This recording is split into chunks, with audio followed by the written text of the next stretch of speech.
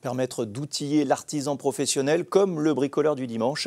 C'est le principe d'un atelier partagé à Bourg-en-Bresse. Partage de l'espace, de machines, mais aussi de conseils pour du travail de pro. Franck Grasso, Bénédicte Millot. L'ancien centre de formation est désaffecté, mais on entend toujours un peu de bruit. Il y a aussi de la lumière. Karen soude, comme une pro. Ce n'est pourtant pas son boulot. Moi, j'habite en immeuble, donc je n'ai pas d'atelier, mais j'ai envie de travailler pour moi et des choses, me faire mes meubles en bois et en métal. Donc ici, j'ai trouvé un atelier partagé où je peux avoir accès à tout ça.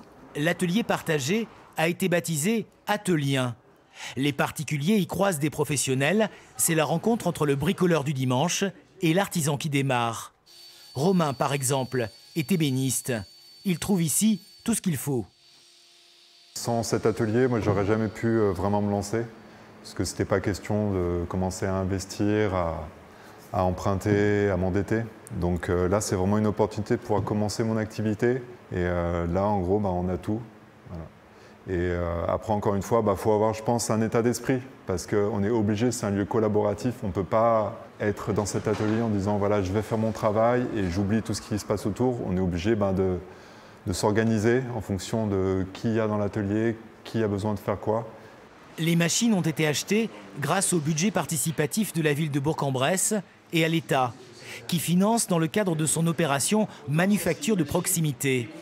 L'un des derniers bijoux achetés, c'est cette découpe graveuse laser. C'est des machines qui valent plus de 50 000 € hors taxe. Aucun entrepreneur peut arriver à s'acheter des machines comme ça. Mais l'essentiel est dans le partage, dans l'échange entre amateurs et professionnels. Là, le fait d'avoir tout réuni en un seul lieu, assez grand pour accueillir plusieurs personnes, pour accueillir des machines assez importantes, les gens se croisent, se mixent, travaillent ensemble, collaborent et arrivent à monter des projets ensemble alors qu'ils ne l'auraient pas fait autrement. De l'espace, des outils, des conseils, l'atelier partagé simplifie déjà la vie d'une centaine de personnes.